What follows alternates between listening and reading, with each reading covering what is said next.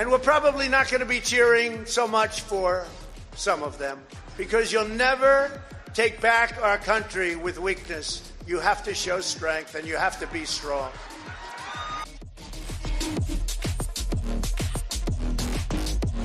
But I'd be on that phone call every single day. I'd be up that guy's yin-yang so far with a firecracker he wouldn't know what hit him from Pfizer. I'd be outside that guy's house. Every time he moved, I'd be saying, where's our vaccines?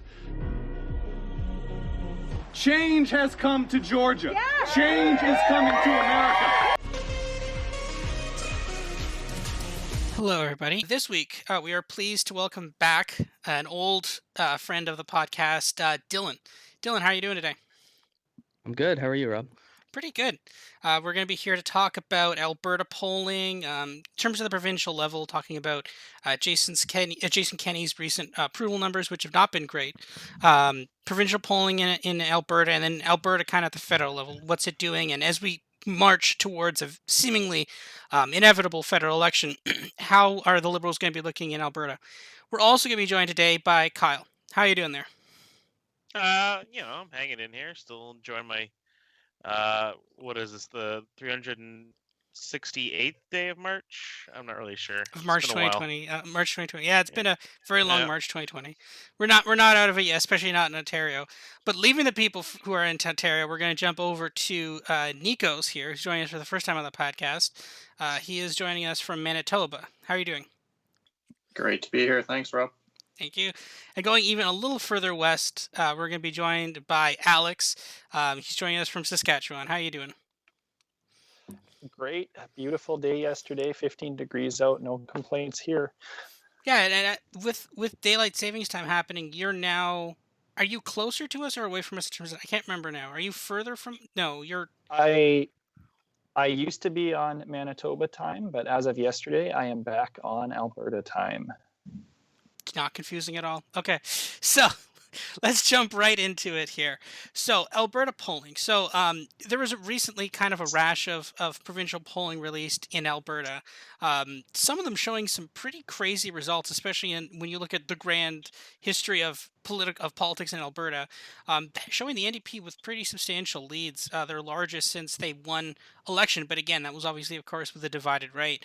The most recent LeanTossup model average, we're recording this on Monday night. That will be released on Monday.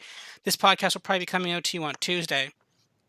Our most recent model update had the Ndp average of 46%, the UCP 34%, the independents, which were it's extremely hard to do any sort of average with anything other than the top two because they're kind of different things in different polls, but we're going to call independents / separatist parties / others 9.5%, and then we're going to call the Alberta Party 8%, and then we're going to call the Liberals 2%.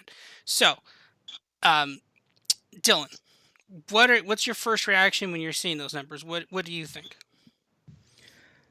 Well, it's a bit shocking, but at the same time, not really. So if you recall, I came on the show about a year ago to talk about Alberta when some numbers showed a closing of the gap, at least. And here we are a year later, and the Ndp have taken the lead. I don't think it's surprising when you consider how consistently Albertans have disapproved of Kenney's performance during the COVID pandemic. Alberta's consistently really near the bottom every time there's approval ratings for that.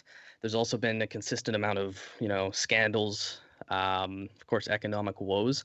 So the frustration is there. I'm not surprised the Ndp have taken the lead. Whether or not that'll last is something we'll discuss in a bit. But I do think the latest Leger poll that has the Ndp over 51% is off. I think that's a little too high. But your top line model right now looks pretty interesting in itself, right? 46 to 34, that can produce some seriously significant outcomes, particularly with regard to Calgary. So it's a fun one to dive into. Yeah. And I mean, the thing is, to be fair though, that Leger poll at 51%, like even us sitting here, I was like, that's kind of crazy. I mean, when you get the decided number, when there was still like the undecided number, it was like a 20-point it was like, what was it, 40-20? It was like insane. It was like, that's crazy. That can't quite be right. And I mean, it's still questionable, right? Because I was going through last night in preparation for this. I was looking back at the 2019 Alberta polling numbers, and like the NDP got like 32%, which is like, when you look back at it, that was like they had never polled that low for like the entire election period. They were polling in the high 30s the entire time, and then they ended up at 32. It was really kind of a surprise. Kyle, I'll get you in on here. Like, how big of an error were we looking at for the Alberta election night? Right, like the NDP significantly underperformed their polling. Was it Yeah, like province wide? Was it kind of in certain regions? What was your take on it that? was definitely province-wide. If I was gonna be honest, I think the main issues were between the two cities. The NDP didn't do as well, or basically hit about the mark in Calgary, but they actually fell further in Edmonton than the polls were suggesting, right? So that was kind of why that margin expanded for them on election night. And as you mentioned, the same thing could be happening here with these polls. We don't know. I do find it curious that since election night in 2019, uh, the UCP have not had a poll where they've had a larger margin than 15% that entire time, and they won by 22 in 2019. So that is, it could be an issue with the polling, and again, in 2019 we saw there was an issue where they were just they couldn't capture what was happening, and in 2015 as well, there was an issue where the NDP were polling higher than 40% semi-regularly, and they only got 40%, and they won obviously because of the divided right. Um, but there might be a little bit of oversampling about the cities or some core members in the cities. We're talking like Calgary Center and Edmonton Strathcona. Somebody made a joke about walking down a major street in Edmonton and just talking about those people. But at the same point, like, even if there is that kind of margin of error here with this leisure poll or the Main Street poll or even the Angus Reid poll, that's a significant drop of support for the UCP that cannot be ignored. That cannot be waved away by some sort of polling error. That is danger territory for Jason Kenney and the UCP. Yeah, Kyle, I'm glad you brought that up because when I was doing research too, the polling miss on election night is actually quite common in Alberta. And when I was working on kind of trying to figure out what would happen in 2019, this is a common thing I saw in polling. Not only 2015, but the two elections before that, there's a significant PC bump on election night that you don't see in polls. And if you look at 2019, the last three polls before the election were UCP plus 7.4, UCP plus 10, and UCP plus 16, and the end result was plus 22. It was a huge miss. And you mentioned Calgary a bit, but there was a private Main Street poll the night of the election that actually had Calgary tied. And that's why there were some that thought there was a possibility of the election going a different way if it's split, funnily in Calgary. So I don't know how to trust Alberta polling. I think when you look at the Leger poll, the rural numbers are what don't make sense at all. The NDP are just not leading outside of Edmonton and Calgary. That's just the reality of the situation. If you look at all the other polls, previously to the Leger poll, we got the last four. I don't think any other poll has it like that. But yeah, you're right though. Jason Kenney is in trouble. Yeah, and as you said, like, going back, like, I'm trying to think. I don't think there's, like, especially 2012, and I don't know how many people remember 2020, 2012, which is a huge polling miss. One of the most massive ones. I think it shook up the industry quite harshly, because then that just followed by BC in 2013, right? And as you said, Dylan, it's very hard to try to poll Alberta, and I'm not sure where pollsters are necessarily getting it wrong.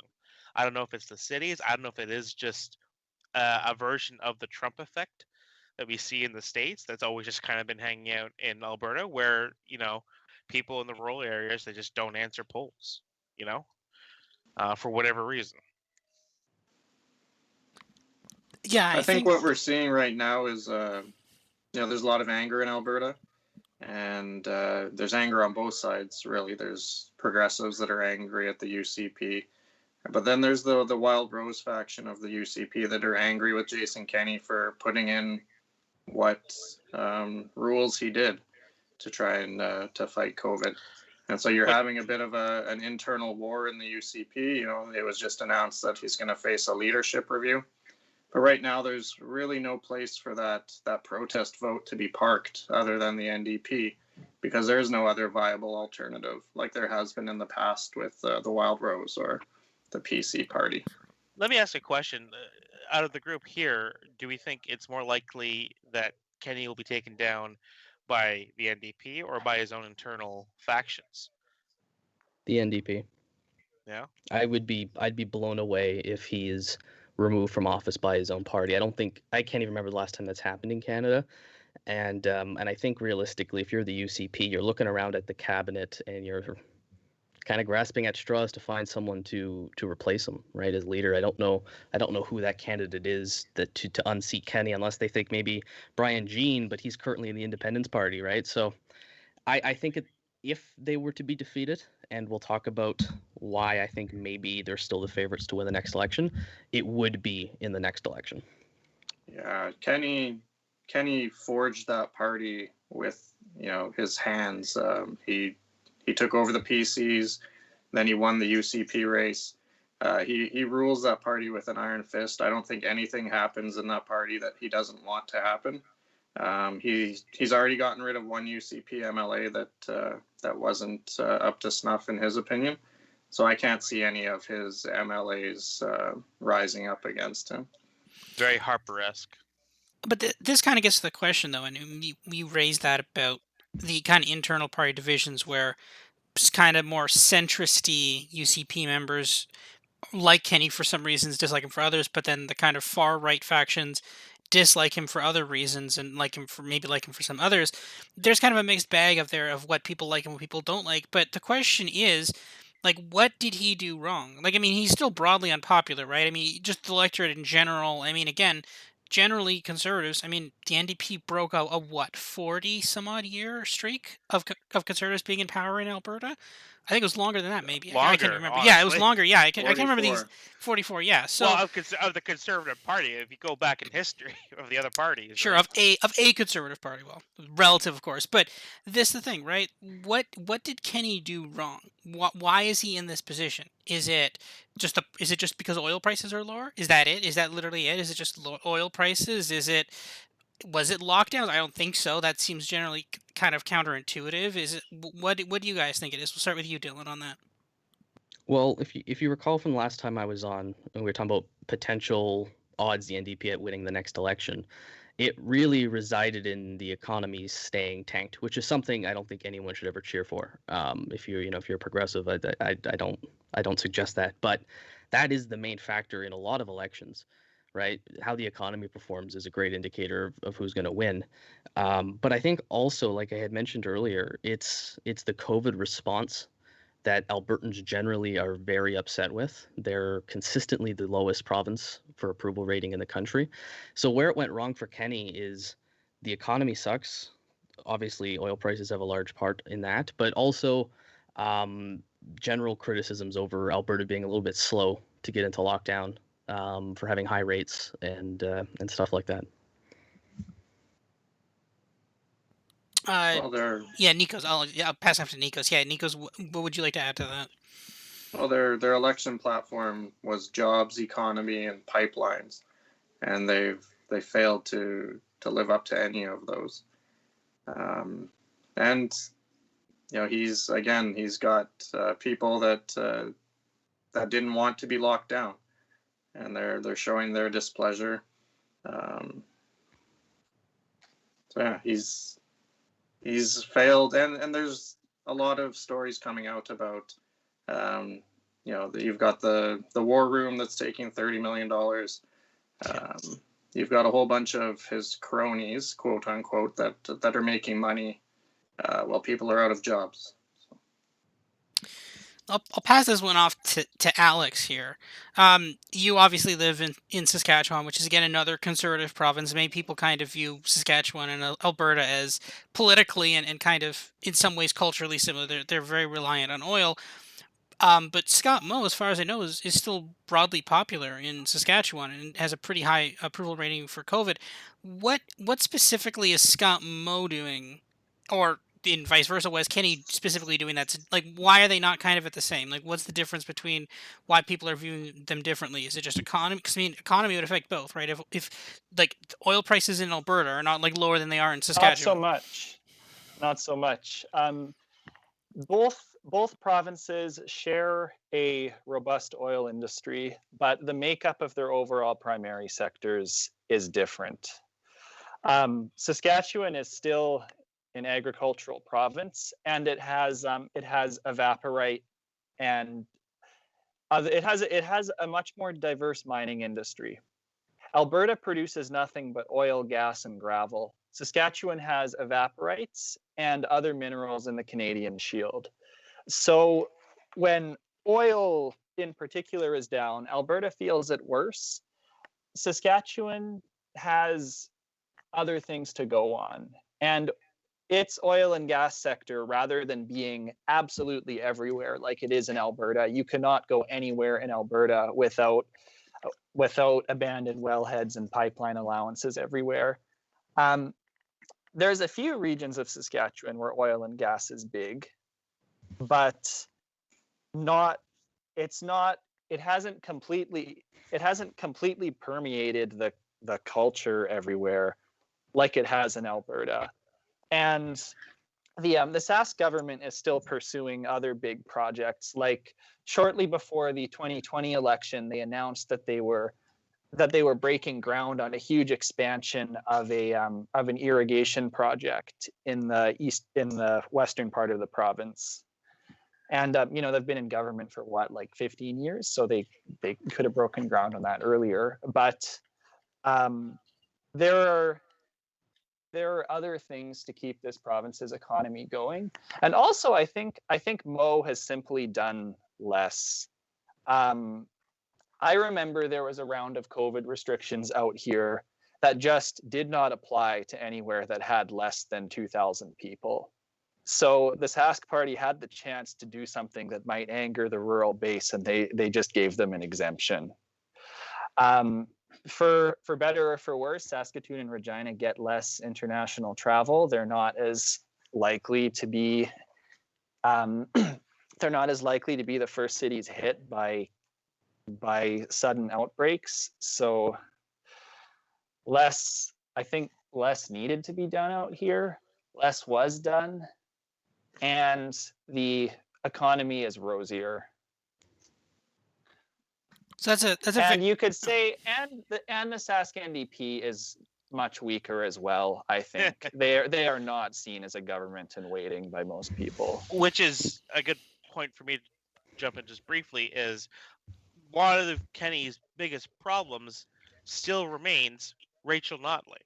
Rachel Notley is a very effective leader, surprisingly effective. Even when she was being turfed in April of 2019, she still remained broadly popular with most people, right? And even it's just only getting better for her now, I mean, I'm looking at Innovative's chart that goes back to August 17, and Notley has just been cruising along the entire time. So if it wasn't for Notley, I don't know where the Alberta NDP would be right now. Probably not in the same shape it is, but that's the biggest foil. Like, they just can't crack Notley. She's just a very good leader for them. Yeah, I think another reason it's different than Saskatchewan is that Albertans have had a taste of the opposition party, right? Saskatchewan has spent 15 plus years of the Saskatchewan party. I think there is a little bit of buyer's remorse among many, especially many who voted Alberta party, which got a substantial amount of the vote in 2019. But like Kyle said, I think he hit the head of the nail with the hammer, or however that stupid saying goes.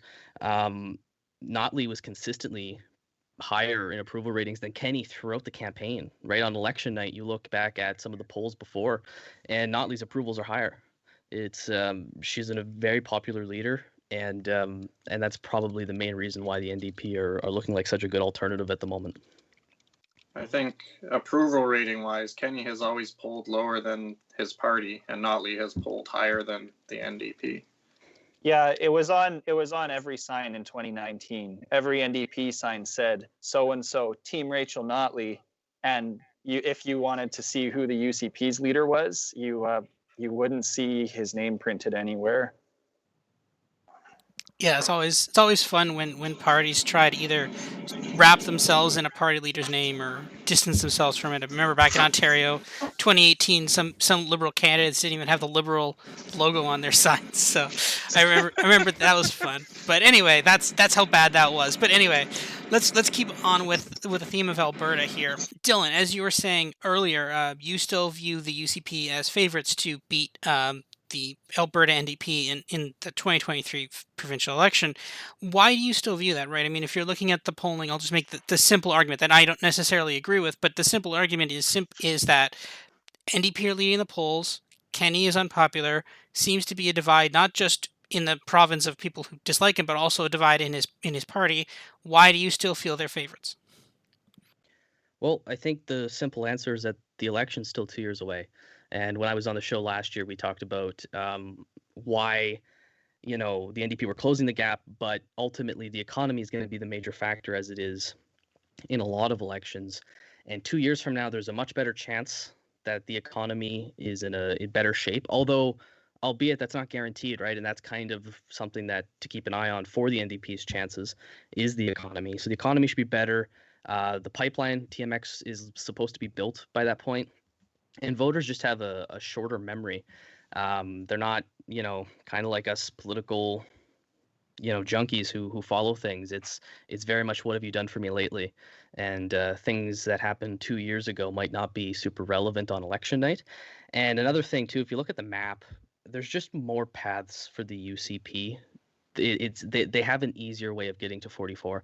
So for the listeners who follow Alberta but might not be super familiar with the electoral dynamic, there's 87 seats in Alberta, 44 is needed for majority, and regionally it splits quite interesting. So there's 26 seats in Calgary proper. There's 6 seats in the Calgary suburbs. So those are Highwood, Airdrie, Cochrane, Airdrie East, Chestmere, Strathmore, and Olds, Tree Hills. And then, of course, the one that's debated in polling and whether or not it should be considered Outer Calgary is Banff. That's the one, if you look at the map, it goes all the way from Calgary to British Columbia. So that's 6 seats there. That puts Calgary Metro at 32. Edmonton has 20 seats in the city and then 7 on the outskirts. So you're looking at Spruce Grove, Stony Plain, St. Albert, Morinville, St. Albert, Fort Saskatchewan, Vegreville, Sherwood Park, Strathcona, Sherwood Park, and Leduc Beaumont. The reason I'm bringing these names up is because these seats are going to be quite important when we talk about path to victory. And then in Alberta, you have a remaining 28 seats that are non-city, none of the 2 cities at least. And of those 28, 2 are in Lethbridge and 2 are in Red Deer.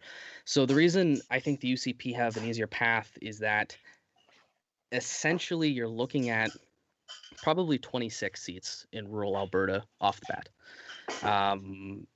It's with the exception of Lethbridge West, the NDP have nothing outside of Edmonton and a little bit of Calgary.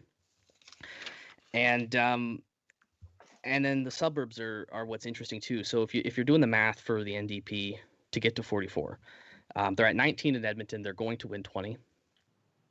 Your model has them, I believe, at 19 seats in Calgary of the 26.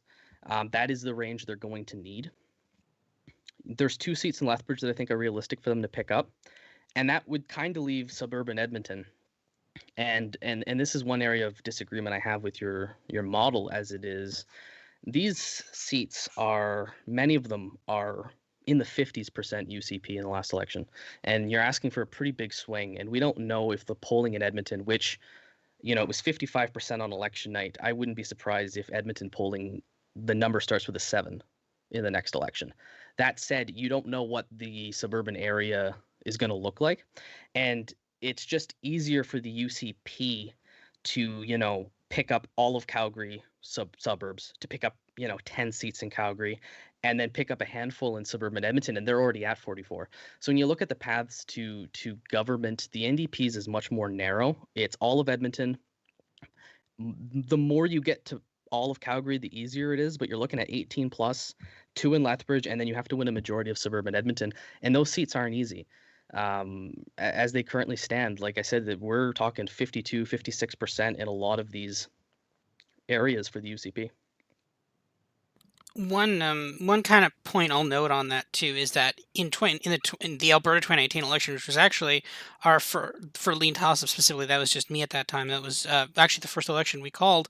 We actually had a really good election. I think we were off the top line. We projected called the majority government, but we were a little high on the NDP by I think a couple of seats, but generally the right ballpark. But one of the things I was criticized for a lot during that election was that I routinely had the even with better Calgary polling numbers, I routinely had the NDP, like the Conservatives, still winning way more seats in Calgary. And I remember at a time I just plugged in like something like a tied Calgary, and I remember comparing it to other models that plugged into tied Calgary, and there was like, we still had the Conservatives winning a majority of the vote in Calgary because that vote was just so inefficient, right? Because there's a couple of very big NDP ridings in Calgary. You can call them off. They're right there, kind of in the center, and then kind of near the top. But once you get out of those, it becomes very inefficient. You need to start winning the city by a large amount to start flipping all those. But the thing is, the trick of that though is you win the city by that big amount, you're not flipping one or two seats. You're now flipping seats by the five, by the dozen at that point, right?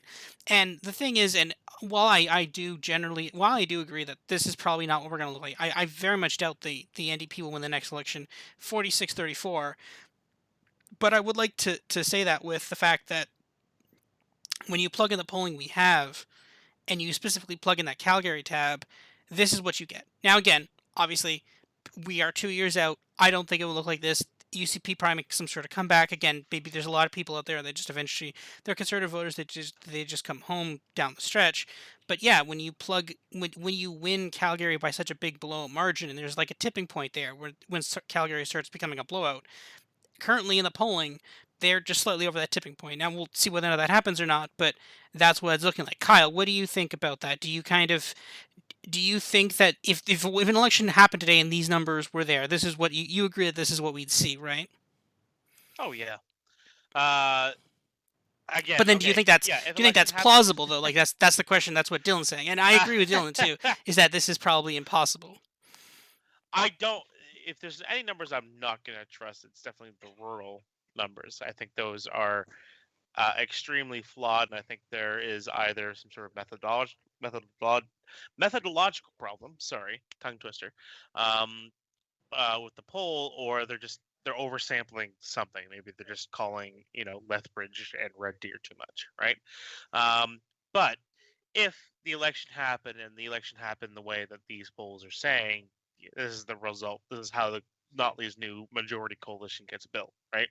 It's Edmonton, Calgary, and little bits in here and there that brings in. But it's the cities. It's an urban coalition. It is surprisingly somewhat similar a bit to Alison Redford's 2012 coalition. It's how non-right-wing parties or leaders have to win in Alberta. And in their favor, the cities are continuing to grow, and Calgary and Edmonton are only getting more diverse and more suburban and growing outwards. So, we'll see what happens, and we'll see if Kenney can sort of grab some of that back. But he's kind of fallen the same thing that the Republicans in the States have in a bit, or other parties, conservative parties around the world have. Rob, you asked about if these results is what we see on election night, if the model would be on. And the answer is absolutely yes. And there's two tipping points, I believe, in this election. There's the general one we all know of Calgary, right? The NDP are going to have to significantly win Calgary if they want to win the election. There's the other one that I'm starting to see of suburban Edmonton. They're going to have to pick up 4 of those seats. And if I were to make a projection today, I would have the NDP at 4 of the 7 seats. With that said, I looked at your Calgary numbers. You have it 19 to the NDP and 7 to the UCP.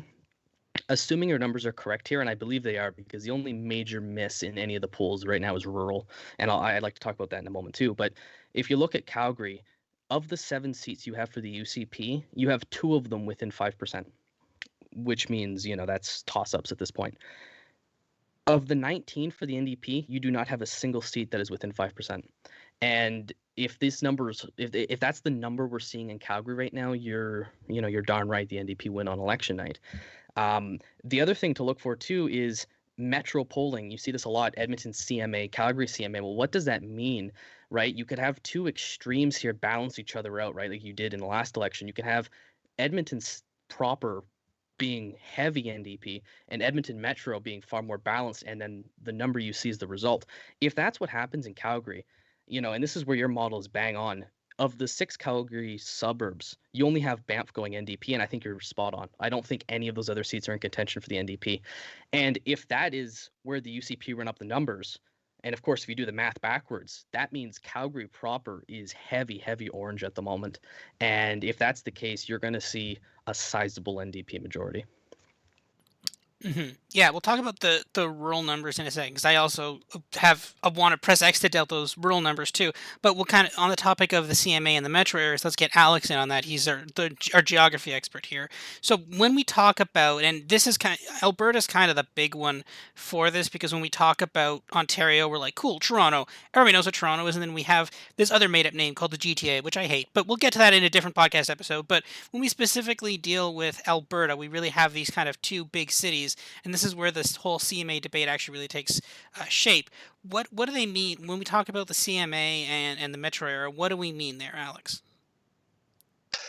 Yeah, this is my biggest issue with the polls that we're seeing right now, and it's my biggest issue with how we're putting our model together. Now that I've been behind the scenes with LeanTossup and I've seen a bit more of how the sausage is made.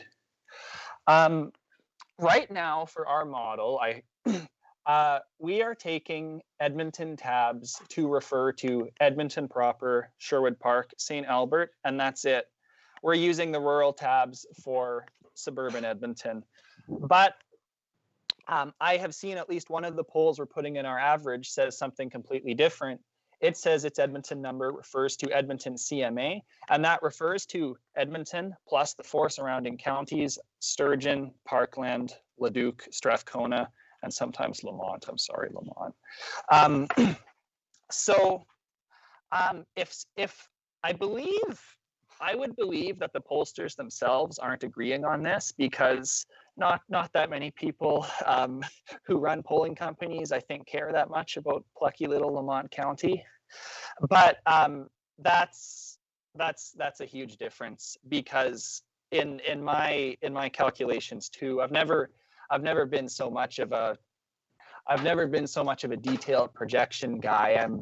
But those outer acreages of Edmonton seats are super important. I've done a fairly deep dive on the census data for all kinds of stuff in Alberta. In 2015, Rachel Notley actually won the town of Vegreville, and there's a good argument that that's because it's the most Ukrainian place in the entire province.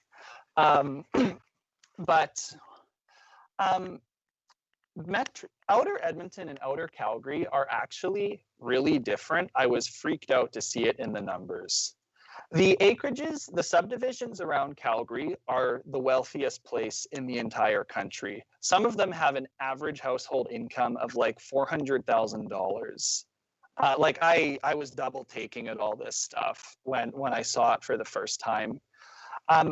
The subdivisions around Edmonton are significantly more blue collar. Well, I was breaking it down by occupation, and there are way more construction workers who live outside Edmonton than there are Calgary. It's almost night and day. Like, you see it in the incomes, you see it in the occupations. There's a lot of good reasons why Outer Edmonton should be more winnable than these impossible suburban seats around Calgary. But if we don't even have a lot of clarity from the pollsters themselves, and if they're giving us ridiculous results like the NDP leading outside Edmonton and Calgary, which is almost literally impossible, like I don't know how to even start explaining that result. Like, not even oversampling Red Deer would explain that. Like, maybe they're only calling the University of Lethbridge and my mom's house, but yeah, I think that's reflected in Banff being considered Calgary CMA. it's ridiculous that in polling in past that's considered one of the areas. But yeah, I think you're spot on there. It's a huge issue with the polling is how do you standardize who is where, and that was a big issue in the last election too, because Greater Edmonton was all blue except one in St. Albert. And while we're on the topic of metros, so your model right now, Rob, is predicting 51-36 NDP over the UCP. I went through all of them and I kind of made my own projections as of today, not on election night, but based on what the modeling I'm seeing today in the polling, I have the NDP number at 46. I found 5 areas of disagreement with you. 2 of them are rural, Lesser Slave Lake and Red Deer. I will get to that in a bit for rural. And there's an interesting thing with I wonder if your model considers race, because I think that might be why your model is leaning a little more NDP in Lesser Slave Lake.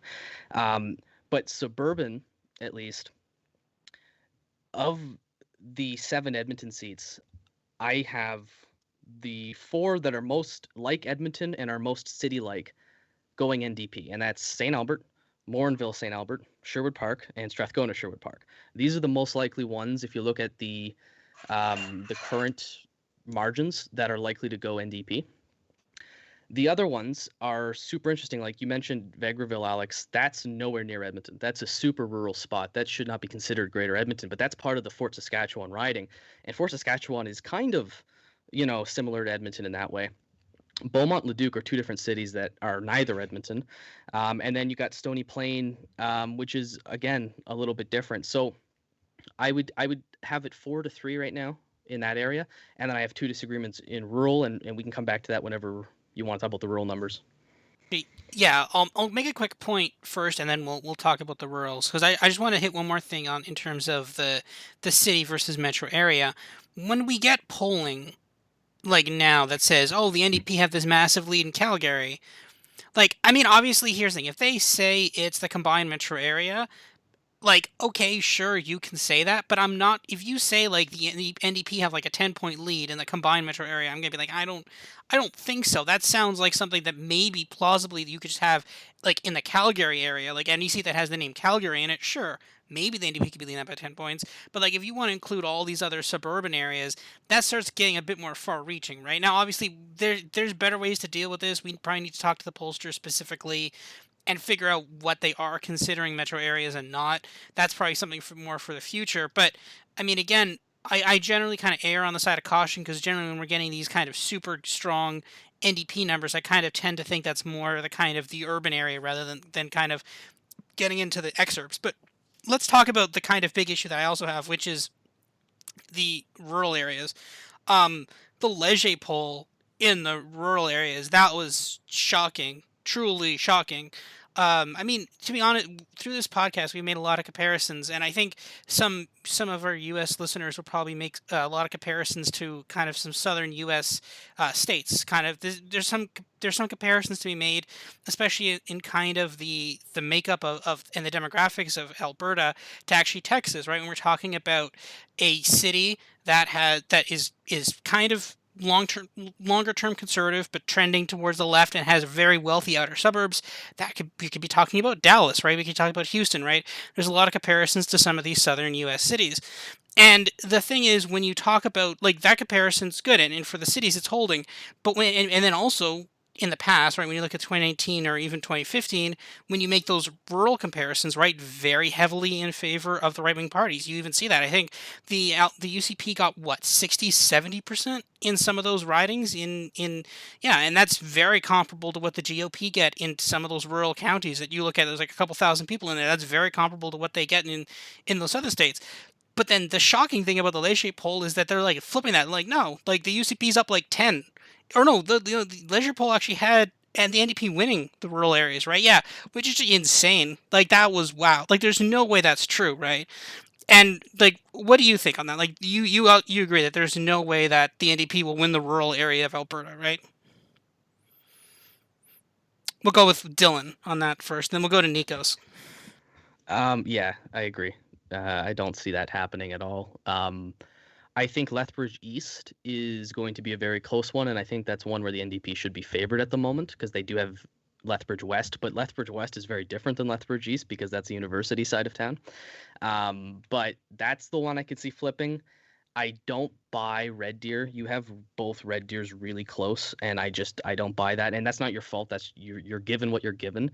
Another issue with these polls generally is that the lack of standardization of which parties they're polling. Right? They're prompting the Liberals. They're not prompting the Liberals. They're prompting the Independence Party. They're not prompting the Independence Party. You got to make up your mind here, because the Liberals at 7% in the Leger poll is that's just nonsense at this point. I think the Wild Rose Independence Party, whoever they are, they need to be polled more, especially in the rural area, to get a better picture of where everyone's leaning. But yeah, I'm in agreement with you, Rob, but there's no way the NDP are leading outside of Edmonton and Calgary.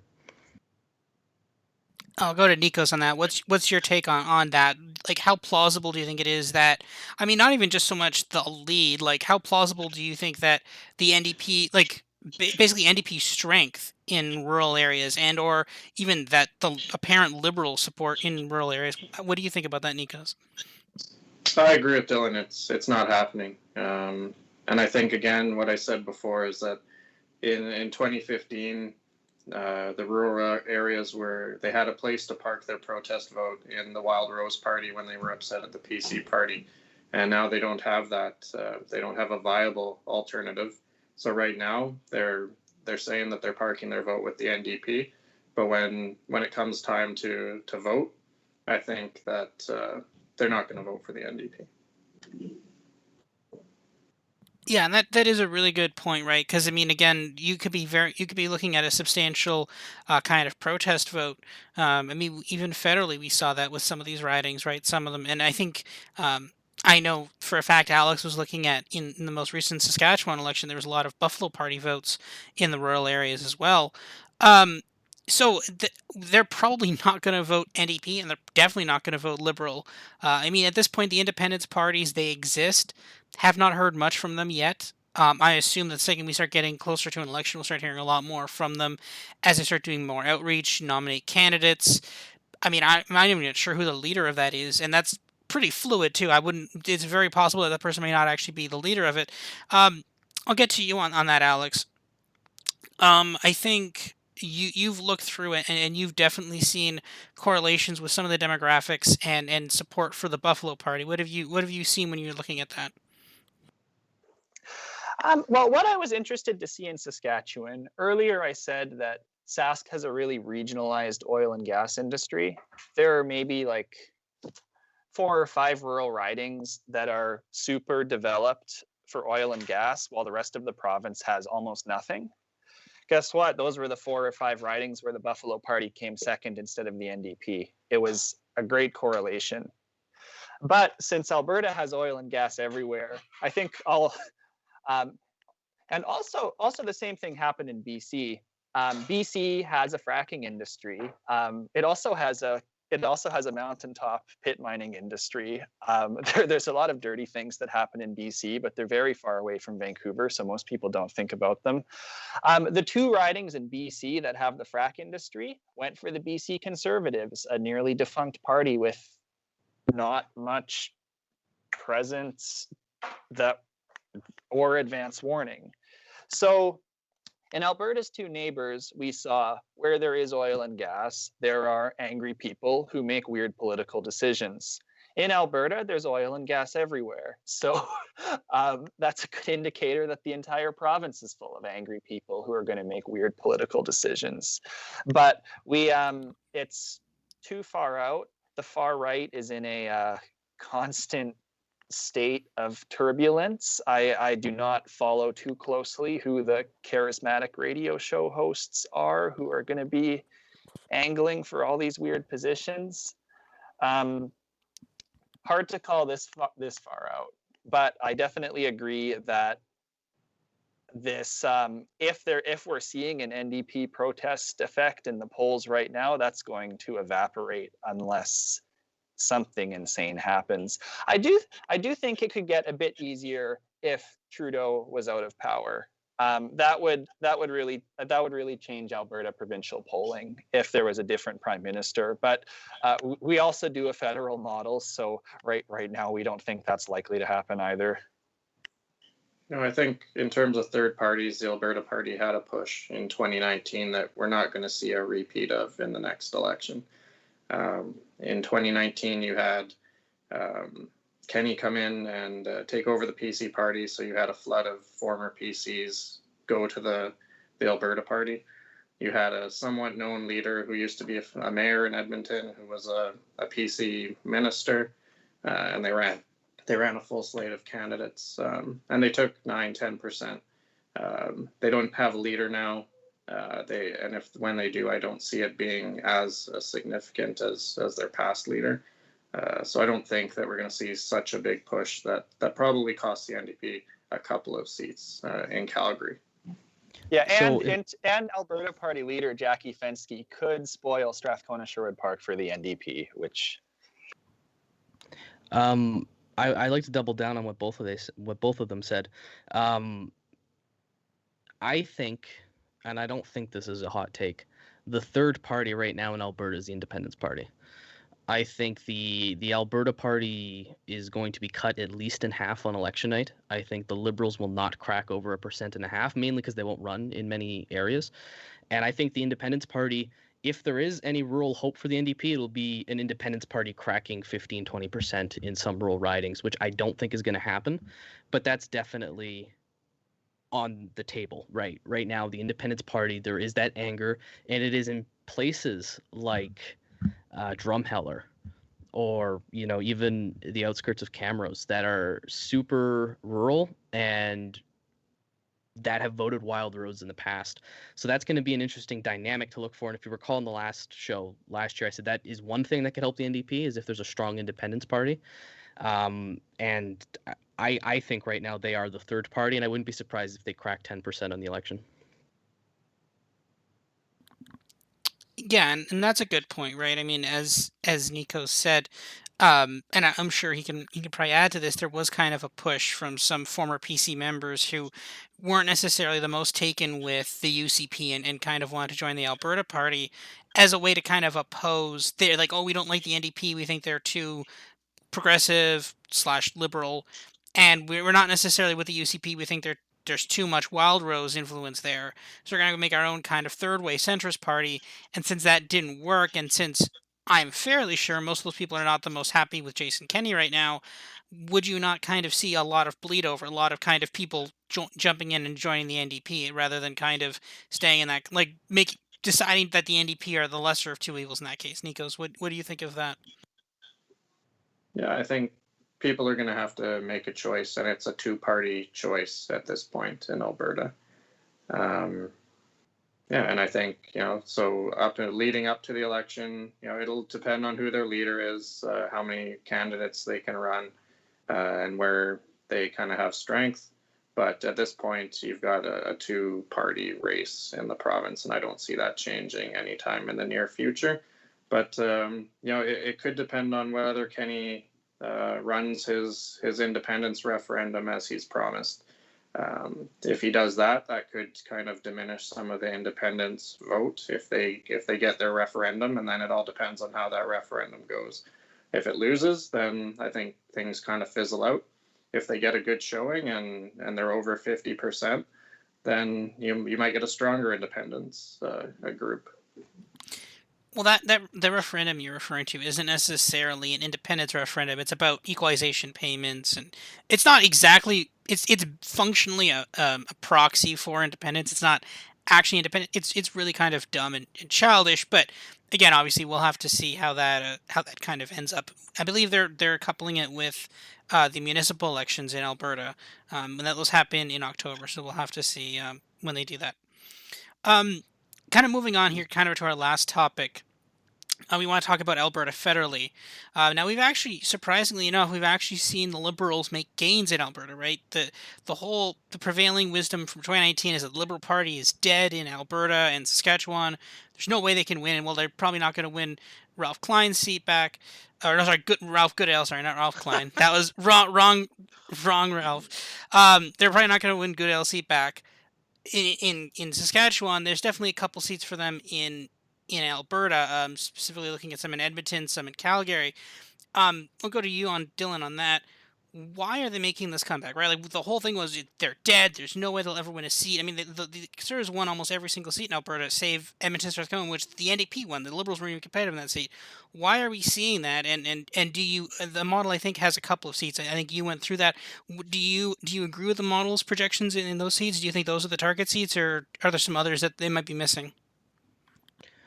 So I kind of theorized this was possible before we started seeing it in the polling. I think it's one of the most interesting subplots of 2021 right now with the federal election is, again, going back to the approval ratings for Jason Kenney.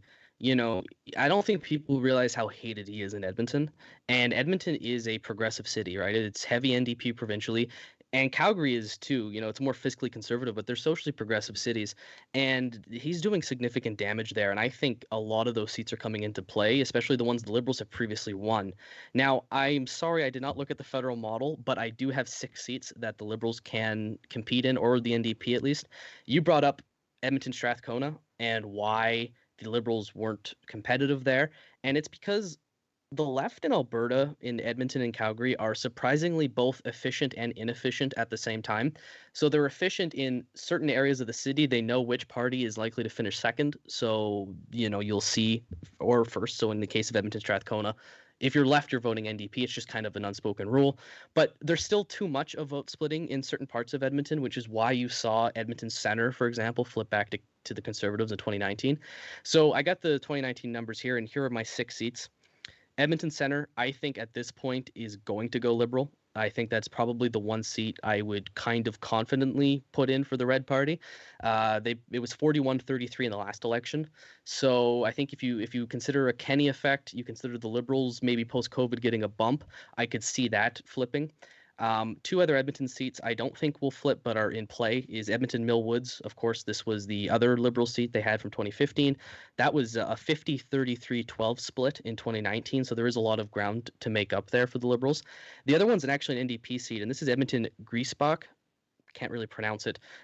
This is one where in 2015, the NDP were neck and neck with the Conservatives. This was a very, very close seat in 2015. And in 2019, it was 51 Conservative, 25 NDP, and 17 Liberal. So with a more efficient vote there, the NDP could actually pick up a second seat in Edmonton. And when you look at Calgary, I think these are much less likely, but you look at Calgary Centre, Kent Hare's old seat, the 56% Conservatives to 27 Liberal. That's a lot of ground to make up, but if there's anywhere in Calgary they're going to do it, it's probably there. You look at Calgary Skyview, the other seat the Liberals had, 52-28. So again, that's a lot to pick up. And one other key seat to keep an eye on, and this people might not really expect this, is Calgary Confederation. In 2015, this was a close seat as well. The Liberals almost picked up this one. And in the last election, it was 55-22. So again, these are large margins to make up. But when you consider the Kenney effect and you consider possible Liberal bump across the board, I think the Liberals definitely pick up Edmonton Centre. I would say like 70% confident. And the rest are in play. But I think the Conservatives will hold, but that's something just to keep an eye on as we head towards another federal election. I was going to ask you what your 6th was, besides the 5 seats that didn't go Conservative in 2015, but I'm satisfied with your assessment. Edmonton Griesbach is in the it's in the more working class north side of Edmonton, so it's actually I think the 2nd lowest income riding in the entire province. So reasonable. The NDP just confirmed their candidate there a couple weeks ago. They're running Blake Desjardins, who formerly a Indigenous politician with the Métis settlements of Alberta. So there is a non-negligible Indigenous population in the riding. Community ties might help. It's one I'll be watching. Although I live in rural Saskatchewan, so really anywhere that the NDP could break through, I'll be watching just to distract myself. And yeah, those other 2 urban ridings, Edmonton Centre is like Calgary Centre, but it's an easier pickup. Edmonton Mill Woods is like Calgary Skyview, but it's an easier pickup. Both cases, you have your downtown riding, which should be going Liberal, and it would be Liberal in any other normal city. And then you also got your extremely diverse, multicultural outer suburbs. And again, in both Edmonton and Calgary, there is one suburban riding that is much more East Indian than the rest. And left-wing parties have had more success with that group in the past all across Canada. Yeah, I'll just kind of add on that. So, the 6 that you have listed, the LeanTossup model has none of those as safe conservative. We have Centre as a likely Liberal pickup, Millwoods as a lean Liberal pickup, Griesbach, we have a 4-point conservative lead there. It's currently likely, but that's borderline. It's like a point over likely. If it was a point less, it'd be lean. Edmonton Riverbend, that one's about a 10-ish point lead for the Conservatives there. We actually have Skyview as the closest one in Calgary. We put that ahead of Calgary Centre. We have a 4-point Conservative lead in Skyview. Going to Calgary Centre, we got about a 7-point lead for the Conservatives, and then in Confederation, we have a 9-ish point, or the 9.6 lead, so roughly 10-point lead. But again, none of those are safe seats. Those are the only seats that are not safe for Conservatives, or with the exception of Strathcona. Those are Strathcona. We have obviously a safe NDP, but other than that, though, those are the only seats that are not safe Conservative in the province. Nikos, what do you kind of think? Do you agree with those synopses that those are the target seats? Do you think that the Liberals do you think this is kind of like a dead cat bounce, right? Is this just people are happy with Trudeau doing well in the pandemic, and then this is going to go back the second the pandemic's all over? Aaron O'Toole's going to show up there in Edmonton. He's going to talk about oil, gas, like oil wells, and then those seats will go right back to him. What do you think? I think it depends on who the candidates are. I think these ones will be, if you can get a Don Iveson into Edmonton Centre, it's a pretty high pickup probably. I don't think Amarjeet Sohi's going to run again. Randy Boissonneau has moved to Scotland. He's not running again. So I think it all depends on if they have strong candidates there that are in the community. Kyle, we haven't heard from you in a while. What do you think? I think the kind of the one you're interested in there is and the one we're talking about in terms of star candidate factor, at least for now, is Edmonton Griesbach there. What do you think? I think the prevailing wisdom in this group is pretty accurate, though. I will say I am definitely not as high up as Dylan and probably some of the others here. As I think it's very easy for the Conservatives to get a 33 out of 34 sweep again. Very easy. I don't care what the polling says right now. The fact of the matter is Liberals will get to 25%, maybe pick off Edmonton Centre, and that's almost it, right? And I don't even think they're going to get above 20 in the coming election, not with Trudeau on the ballot. I am sorry, and I think Albertans are just not going to transfer their hatred for Jason Kenney over to the federal scene. They're going to put in a Trudeau MP, So I think otherwise it all makes sense. I think those are good targets. As Alex, I think, mentioned briefly, was seats like Edmonton Manning and Edmonton Millwoods, seats with heavy East Asian populations, South Asian, East Asian populations, similar to what we see in Mississauga or the suburbs of Greater Vancouver, where the left-wing parties tend to do a little bit better. I think those in the future are growing more and more likely to flip, as we saw with Skyview in 2015. But we'll see in the future. Yeah, I think you're sorry, Alex. You can go first. Oh well, I wanted to tell you about because here's our wild card, Dylan. The LeanTossup model is built to actually weight education the strongest. As far as I don't believe it looks at race actually, because you asked earlier about Lesser Slave Lake, but we can discuss that later. We don't get polling data for. I was just about to say that. Yeah, here's the thing. Honestly, any pollster, if you're listening, give me an ethnicity tab. I'd love that, and then I'll throw that in the model. But we can't get that consistently, right? That's the issue, right? If we got that consistently, it would 100% be in the model. But that's Rob, we don't get it. Don't you have the demographics of the area kind of built in? What do you know? Not necessarily in the polls, but the demographics of the region itself. I do that for education. I can get the demographics for ethnicity, but we don't get polling on it, so I can't really. Because if not, you're going to miss some stuff. But that's something I'm looking at for the next election, because that's a topic for a different podcast. But yeah, we'd love it. The reason I brought it up to begin with is because In the riding of Maskwacis-Wetaskiwin, you have it significantly less blue. And I actually expected that, and I think that's wrong. And I thought maybe that had to do with certain racial assumptions in rural Alberta that, we could address that another time. But that's just one riding where in 2019 it was 64% UCP, and in the current model you have it 43-39, and I cannot wrap my head around that other than perhaps a higher Indigenous population that you're maybe assuming votes NDP. But that's why I brought it up in the first place, and I think it'd be an interesting conversation, but I don't want to derail where we were going with it. Part of, just to maybe quickly answer that, I think it's because 24% essentially is pretty high among Alberta rural ridings.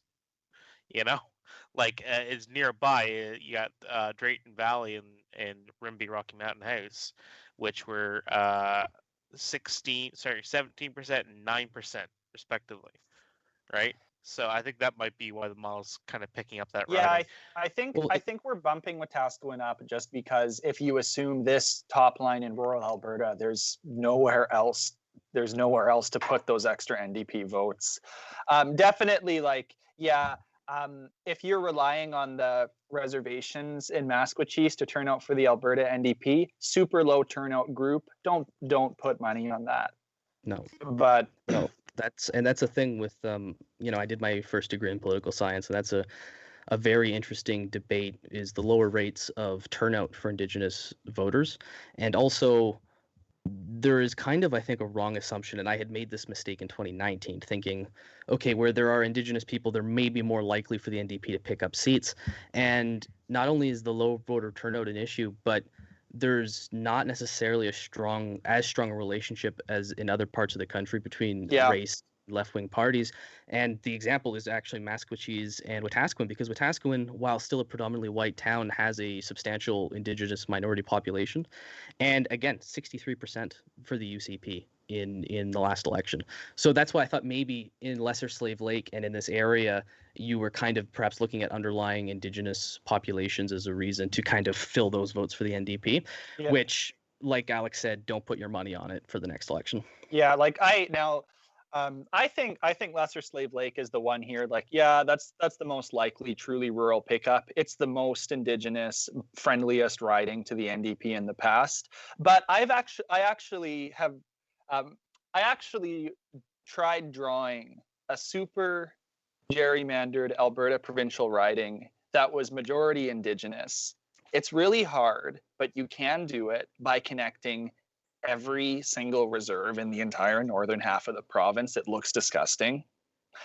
Even when you build this nightmare riding, it still went for the UCP because of turnout. There's a lot of reserves that actually don't go all in for the NDP.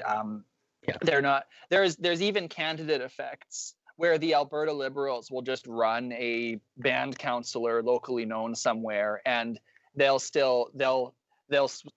do well in their home community just because they're known. That even happened with the Saskatchewan Liberals, who otherwise are dead in the water everywhere. I was gonna say another, not to interrupt, but another reason why Maskwacis and Wetaskiwin might be there is because I built the transposition for 2015 onto the new 87 ridings, and that went 57-42 UCP NDP, and Lesser Slave Lake went 57-43, right? So that was the old riding, right? Yeah, that's the old riding of Camrose with Wetaskiwin. This is the one that I did the transposition onto the new ridings from the 2015 results. It has some result in 2019 or 2015 as Lesser Slave Lake if you put the Wild Rose or the Wild Rose and PCs together and whatever. So it's one of those weirdly maybe friendly ridings, which is again what the model's probably picking up about it. But I think these points about the First Nations turnout and their effect is really good to bring out. I do wonder if these voters thought, which are mostly NDP voters, if they saw that the NDP was again gaining steam in an election, if they had come out more. I don't know if that factors into anything or not. I think it absolutely would. I think, though, at the same time, a better predictor other than race, still is probably urban rural. That's still probably the best predictor for Alberta at this point. There's an also thing with voter turnout. It's a significant issue that's not talked about enough in Canada with the Indigenous population. There's just not as high of a turnout as you would like for it to see, and there's super fascinating reasons behind it that are theories. But it's definitely an interesting topic that you would like to see politicians speak more of. Is reaching out. Yeah. Yeah. So I think we've had a great conversation today. I think I don't think there's anything else particularly we want to hit on. I think we pretty much hit on everything. I think I think the kind of conclusions to take away from today is that although Jason Kenney appears to be in trouble right now, may not be as bad as it seems. Will likely get some form of economic rebound. And we all kind of still expect him to pull this out in the end, I guess. I mean, I think we all need to see more data. And finally, federally, I think we've seen some liberal gains, but even kind of broad liberal gains are still going to only translate to a couple of seats, based on just kind of how how inefficiently distributed that vote is. So, yeah. So I'd like to thank Dylan for coming on with us today and being our Alberta expert. Thank you, Dylan. You're welcome. Yep. And thank you, Nikos, also a very strong expert in Alberta politics. Thank you for sharing your expertise on that. Great to be here. Yep. Kyle, thank you for coming on and helping us in terms of understand the model and kind of and kind of the underlying assumptions as to kind of why some of these seats are voting the way they are. Thank you for that, Kyle. Always a pleasure. Yep. And Alex, of course, does great details there about the demographics and the comparisons for Alberta, Saskatchewan. Thank you for that, Alex. Thanks for having me on. There's not that much to do out here. All right. Thank you, guys. See you next week. Peace.